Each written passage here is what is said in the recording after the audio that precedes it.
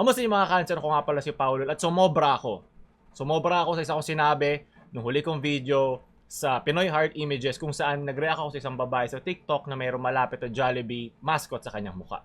Nagsabi ako ng mga over-sexualization sa kanyang pagkatao, sa kanyang pagkababae at ako ay taus-puso nagsasabi ng paumanhin, sorry, at hindi to maganda refleksyon sa mga values at brands na gusto kong idalhin dito sa channel. Di mo magkukunyar umiiyak o PR yon, pero yun. Okay, simulan na natin yung video. So, ang ganda dito simula kasi dadaanan natin yung mga topic dito sa channel. 'Di ba? Mga tungkol sa ating subreddit, 'di ba? Ano to? Parusa ko 'to sa sarili ko dahil nabobo ko sa aking ginawa, 'di ba? Pinalaki naman ako sa lugar at sa environment na hindi masama magsabi ng ikaw ay mali. Respectful pa nga si ate kasi hindi naman siya cloud chaser. And ayoko na rin ipakita sa kanya 'yon na yun yung point ko ng video na 'yon at maggawa pa ako ng cloud or gumawa ng drama. Kasi sa dami ng mga controversial topics natin, 'di ba? Hindi na ako nagulat. Pero hindi dapat nakakagulat na paninindigan mo yung mali mong ginawa, 'di ba? Yun ang tinuturo ko dito sa channel at ako dapat ang unang-unang filter bago dumating. Alam ko di ako kilala ni ate, no? May pakialam siya sa nag-sorry ako sa kanya at hindi rin maganda reflection to sa mga babaeng nanonood sa akin. Hindi ko na paabutin ng 10 minutes 'yon. Ayun na sinasabi ko. Na meron kasi ang sex ay nakakatawa. Pero iba yung pag ino-over-sexualize ka na ng ibang tao. At yun yung ginawa ko sa kanya. Mali ko yun. Kamukha ko ba?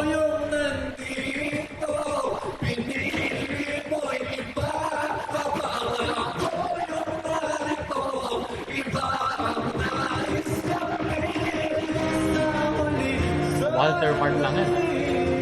Yung gito ba yung gusto nyong reaction ko kanina, like nagdudusa o ano. Bumukha lang akong PR guy na umiyak ka sa screen at mag-sorry ka. Yeah, tulad dito, ako dapat ng paluin mo dito, Carl. Pero maraming salamat sa Ozine Fest daw to. Ganun talaga, wala na iba. Siya lang, chocolate. Wala ko naintindihan. Paolo, you see this Paolo? Paolo! Ikaw, Justin Hindi ako Tuyogon. proud sa mga sinabi ko doon. Justin Tuyogon? Ano, Justin? Kumain ka na ba ng almasal? Justin Tuyogon! Hoy! Justin Tuyogon, boss! Kumain ka ng garlic rice with tuyo, ha? Gusto kayo kaya scuff mic na ano, parang gusto kong sumigaw ka dun sa mic. Typical gamer mic na sobrang basag na basag. Hindi ko na magawa dito kasi kailangan ko pang lagyan ng effect para maramdaman nyo yung basag na mic kasi maganda na yung mic natin. Yep, ito yung misogynist flip.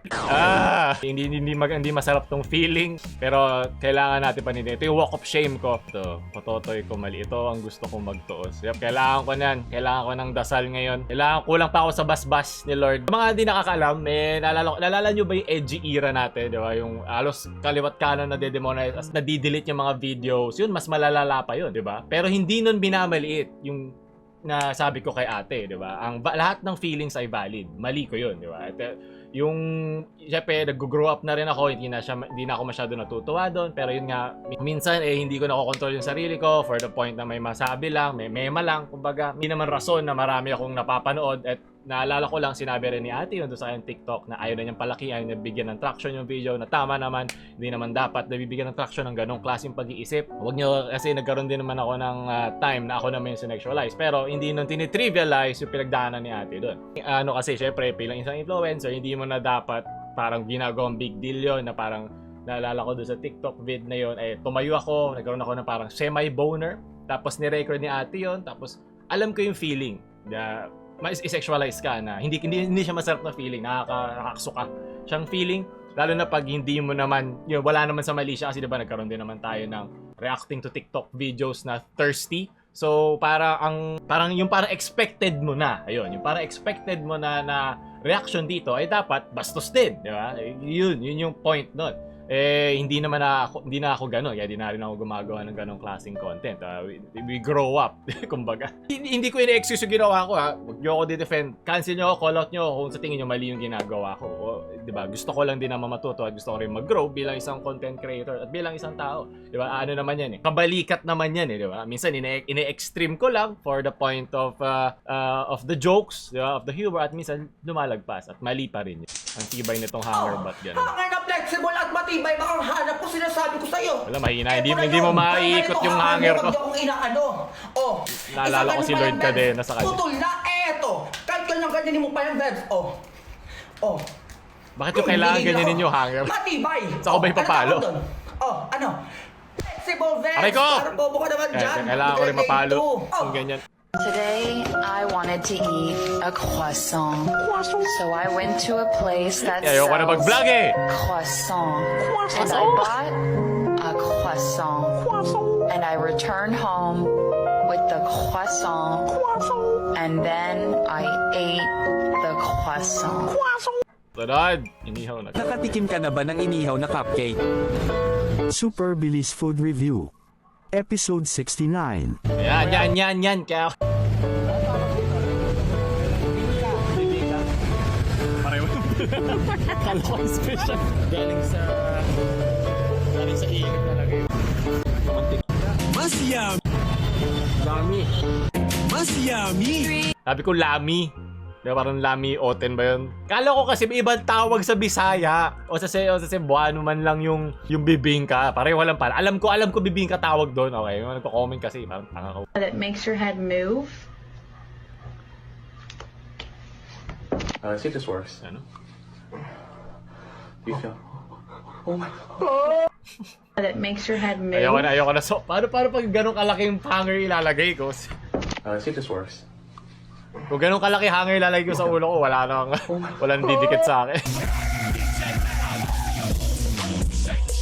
Ayan na naman eh. Ayoko na. Nope. Ako ba yun? Oh. Diba? Ang ganda nitong parallelism. Diba? Yun yung tinuturo ko sa inyo eh. Huwag yung tignan yung mga babae niya ng ganon. Respetuhin nyo sila. Kahit hindi deserve na respect, respetuhin nyo pa rin sila. Diba? Character development. Be the bigger man, be the better man. Ika nga nila. So, ayan. Diba gusto ko lalaki, diba? Focus lang kayo sa akin. Huwag nyo lagi pakinggan yung mga sinasabi ko. Diba? Ano nyo pa rin, idaan nyo pa rin sa filter. Kasi minsan nagkakamali ako. Tayo na sa papamilya. Mga cancel, walang magawa. Memes para sa lahat ng bata. Alam mo, pag pinapanood ko yung mga memes nyo sa akin, naalala ko lang din bakit kailangan kong galingan eh. Or kailangan kong i-double check, triple check din lahat eh. Na ano ko. Kayo nga aking pinakamatinding kritiko eh, diba? Ayoko ng mga blind followers eh. Kasi ako naman, kritiko rin naman ako sa sarili ko.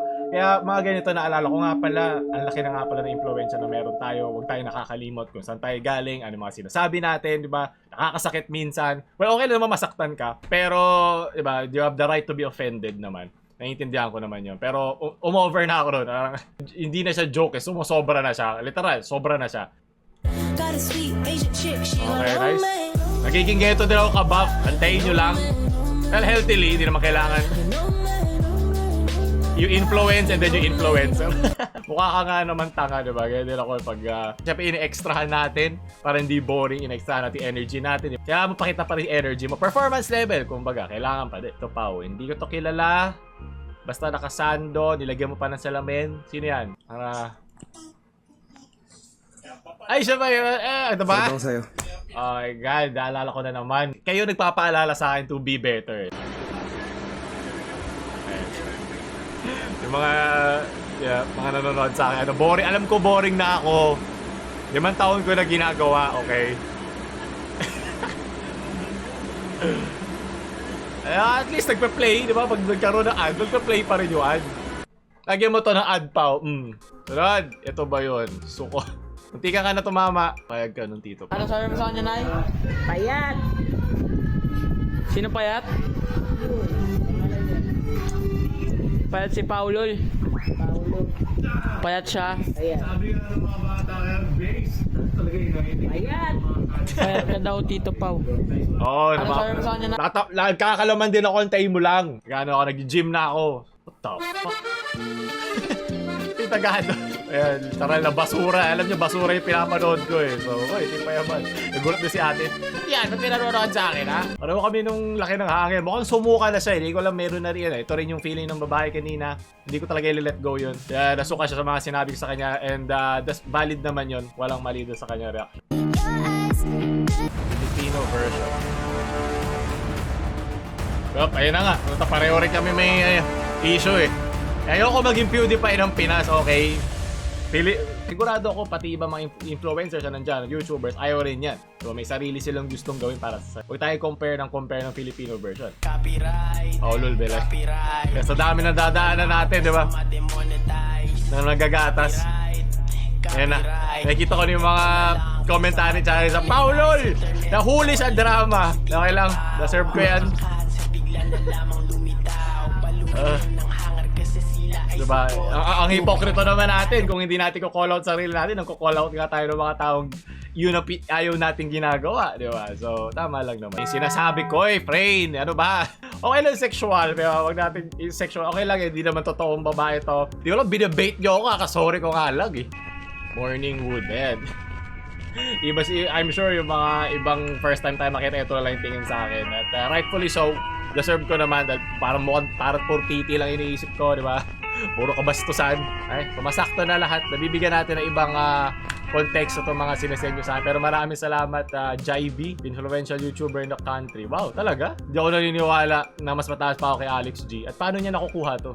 Paano niya nakikita yung influence na meron ba isang tao? Cancel Paul, literal na cancel Paulol na. Mukha siyang meat canyon.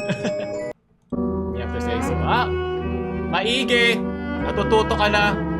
Sunod. Muli ako yung nagsusorry sa akin nagawa. At maraming salamat sa pag-download sa channel, Paulo Mamano.